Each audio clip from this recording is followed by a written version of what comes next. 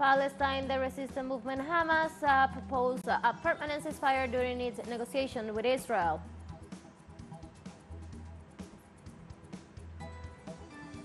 In Venezuela, social organizations mobilized for a campaign closing of Venezuela Toda in view of the consultative referendum to be held next December the 3rd in defense of the Guyana Essequibo.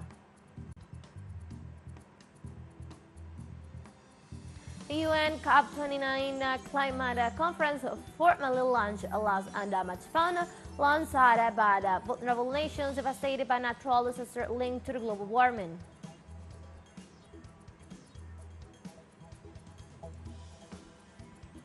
Hello, welcome to From the South. I'm Ana Marrero from the teleSUR headquarters in Caracas, Venezuela. Moving with the news, stay with us.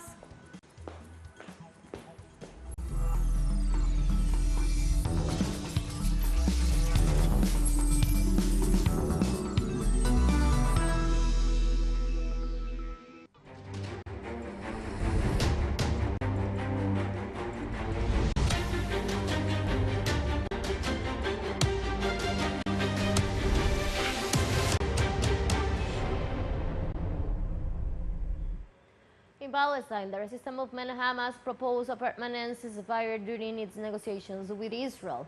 A member of the political bureau of Hamas confirmed from the Egyptian capital that the Palestinian resistance proposed a complete ceasefire and the end of the Zionist aggression against the Palestinian people. He also expressed that this agreement, if it is reached, will have different criteria and mechanisms than those observed during the temporary humanitarian truce, which began on November the 24th.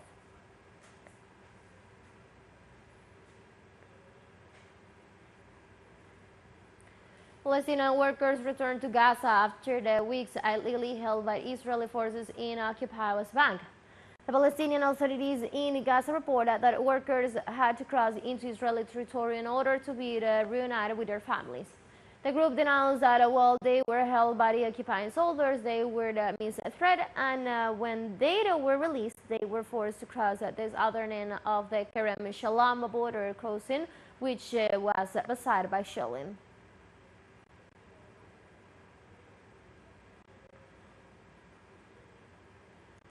The President of Palestine, Mahmoud Abbas, met with the U.S. Secretary of State Antony Blinken to discuss a ceasefire against the Palestinian people. The meeting took place in the West Bank city of Ramallah, where President Abbas reported on the urgency to stop the aggressions of the Israeli forces. In this regard, Abbas handed over to Secretary Blinken a file containing documents providing the crimes against humanity committed by the Israeli occupation army. In the meantime, Blinken met with the Prime Minister of Israel, Benjamin Netanyahu, to discuss the halt to the Israeli side against the Gaza Strip.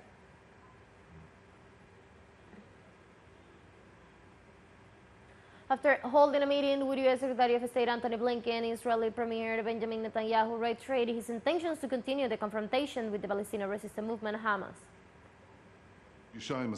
This is the same Hamas. This is the same Hamas that carried out the terrible massacre on October 7, the same Hamas that tries to murder us everywhere. We swore, and I swore, to eliminate Hamas. Nothing will stop us. We will continue this war until we achieve the three goals: to release all our abductees, to eliminate Hamas completely, and to ensure that Gaza will never again face such a threat. In other topics, on Thursday, China's defense ministry said that the U.S. should stop interfering in both Taiwan and the South China Sea, calling U.S. arms sales to Taiwan a powder can that is making the situation more dangerous. Taiwan's ruling Democratic Progressive Party is turning Taiwan into a weapons depot and powder keg, said Senior Colonel Wan Qian, the defense minister's top spokesperson. Taiwan's security depends on the peaceful development of cross-strait relations instead of a few pieces of U.S.-made weapons, was said at a monthly news conference. The Democratic Progressive Party authorities solicit us support for independence and are turning Taiwan into a weapons depot and powder keg. This is pushing Taiwan into the abyss of disaster and will certainly bring huge scourge to people in Taiwan. Taiwan's security depends on the peaceful development of the cross-strait relations instead of a few pieces of United States-made weapons. Let's take a very short break, but remember you can now join us on our TikTok account as teleSUR English, where you'll be able to see news in different formats, news updates and more.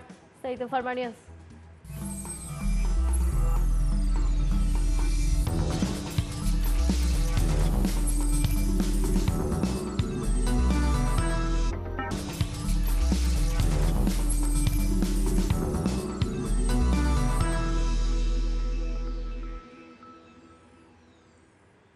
Welcome back to From the South. In Venezuela, social organizations mobilized for the campaign closing of Venezuela Toda in view of the consultative referendum to be held next December the 3rd in defense of the Guyana Essequibo. In the state of La Guaira, for example, there was a massive march made up of diverse sectors of the Venezuelan population. These activities will be carried out in all the states, motivated by the popular consultation on December the 3rd. The first vice president of the United Social Party of Venezuela, Diosdado Cabello, points out that in view of the continued attempts to sabotage the consultation day, the people are reacting positively in defense of the territorial sovereignty. Some have heard the puppet of Guyana saying that they are going to steal their territory. Venezuela does not want to steal even 1 centimeter from anyone, but we are not going to let them steal it either. We are not going to let them steal it either.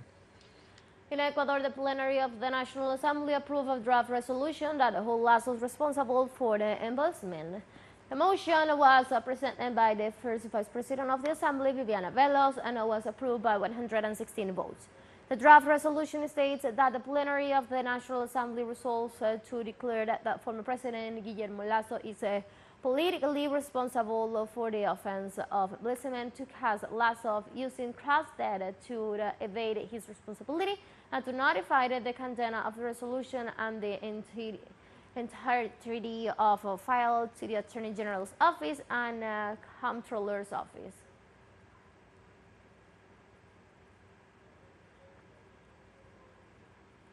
On November the 30th, the Caribbean island of Barbados celebrates the 57th year of its independence from the UK. Barbados is part of the Eastern Antilles. It is the easternmost of the islands. Its capital and most populated city is Bridgetown. It has a population of 284,986 people, mostly of African descent. It was conquered by the Spanish Empire in the 15th century. In the 18th century, the British made the island a colony of the United Kingdom and maintained their influence until November 30, 1966, when its people declared independence and the country joined the United Nations and the Commonwealth of Nations.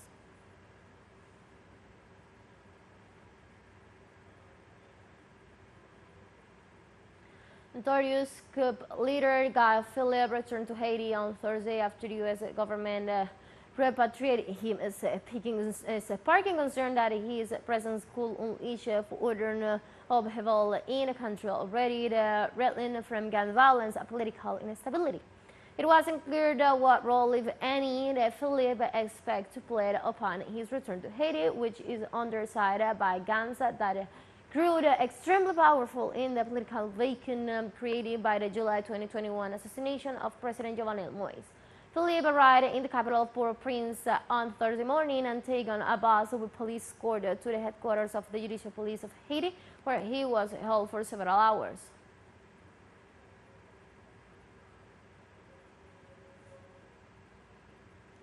The national leaders of the Association of State Workers and delegates of national organizations gathered in the streets of the city of Buenos Aires, where they announced the stance to be taken by the union in view of the inauguration of the new government to be headed by President-elect Javier Milei, who has promised a sharp cut in the number of staff in various ministers.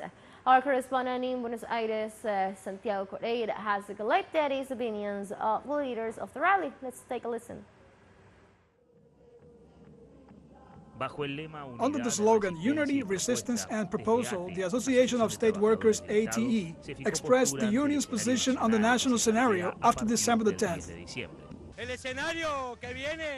The coming scenario does not seem to be easy for working women and men, for retirees, and for the populous sectors. What seems to be coming is an adjustment program of a magnitude that is impossible to measure. The chainsaw seems to have started with the people and not with the elites. The first thing they told us was that they were not going to pay our Christmas bonus, and now they are planning to lay off tens of thousands of state workers. Today we say here we are, united with the necessary strength to face the times ahead. In relation to this scenario, Rodolfo Aguiar lists the steps to follow and calls other sectors to get together and take the streets. We have decided to request the first official meeting with President-elect Javier Milei. We demand to know exactly what is the scope of the omnibus law he wants to send to the Congress. Secondly, we have ratified the state of permanent assembly and mobilization. If we do not receive answers by December 11, also the possibility to turn that same day into a national day of struggle across Argentina with a mobilization to the nation's Congress. Today, we also call for the unity of the three central trade unions. We call for the unity of both, the Workers' Central Union and the General Confederation of Labor, in order to walk through the times ahead. In addition to the defense of the workers, they consider that the rights already acquired are at risk. What will perhaps end up disappearing is the universal allocations, because they're not going to stimulate money for that. They're going to let it fall. There are entire public assistance programs that will not continue to exist. When you reduce from 20 ministries to 12, what you do is that you lose rights, and then you have to see how those rights are going to be administered and in what way.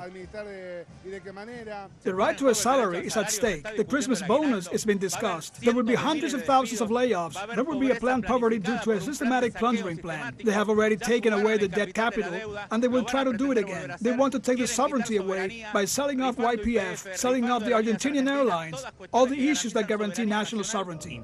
Members of different organizations expressed the reasons why they are in a state of alert. What we believe will truly happen, because of what they are saying, it is a step back forward in terms of rights and in this sense, not only of jobs, but also those rights that have been acquired, especially during these 40 years of democracy. We are in danger after 40 years of struggle, after 40 years of deaths, of missing people. We cannot understand how we have voted for our executioner, because they vindicate the darkest page of this country's history, the times of the military dictatorship. All agree that if the measures announced by Javier Milei are implemented, all state jobs are at risk.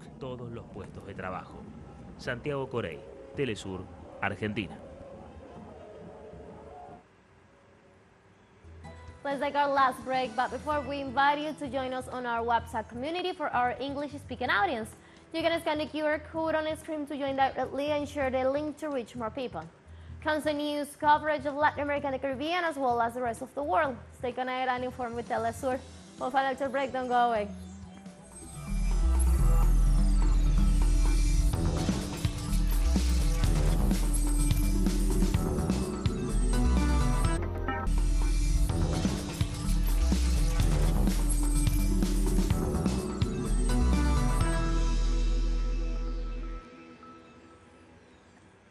Welcome back. This United Nations Climate Change Summit, known as COP28, decides to launch a loss and damage fund to compensate countries most vulnerable to climate change. Among the most ambitious contributions are those of the United Arab Emirates and Germany, which pledged $100 million each. On the other hand, the absence of a consensus on where the fund will be housed to committee decided since last meeting in Abu Dhabi in early November that the World Bank will house it in a provisional basis. To get the agenda voted and agreed on without any delay. For those who have been involved in previous COPs, this is just unprecedented. The fact that we've been able to deliver what was promised in Sharm el-Sheikh, the fact that we've been able to activate, operationalize, and pass the threshold that have been associated with the establishment with this fund is historic and is a unique, unprecedented achievement. In this context, at the end of the first day of the summit, the president of the COP28, Sultan Ahmed Al Jaber, stated that the initial fund exceeded what had been agreed, and he expects the contribution to increase in the coming days. The threshold was 200 to establish and operationalize this fund. We reached north of $420 million only in the first hour. And I know that over the next couple of days, many more pledges and many more commitments are going to be made by different heads of states and different heads of governments. UN spokesperson Stefan Dujarric said Guterres called leaders to make generous contributions to get a fund, and the climate conference stayed on a strong footing. Secretary General welcomes a decision taken by the opening at the opening of COP28 to operationalize the new Loss and Damage Fund, an essential tool for delivering climate justice to the most vulnerable people. He calls on leaders to make generous contributions to get the fund and the climate conference started on a strong footing. Yemen's Houthi armed forces threatened on Thursday to escalate its attacks against Israel if the ceasefire ends and Israel continues its offensive in Gaza. The announcement was made in a recorded speech by the Houthi military spokesperson Brigadier Yahya Sared minutes before the ceasefire was set to expire. The Yemeni armed forces affirmed the following: its full readiness, preparedness to resume its military operations against the Israeli enemy if it decides to resume its aggression against Gaza. The Yemeni armed forces will not hesitate to expand their military operations against the Israeli entity to include unexpected targets on land or at sea.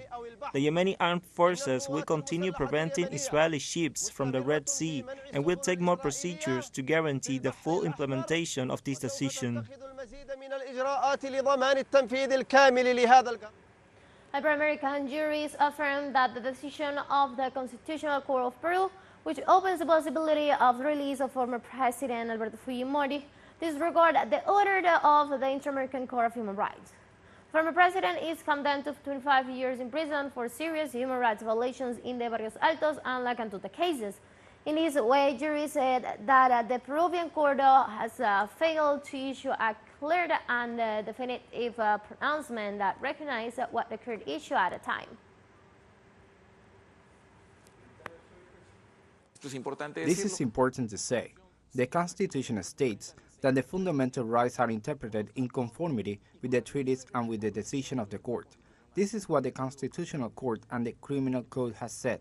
Then, an international court is telling us that the Constitutional Court has dictated a decision that proves the international responsibility of the country. That is to say, it is not in conformity with the international obligation.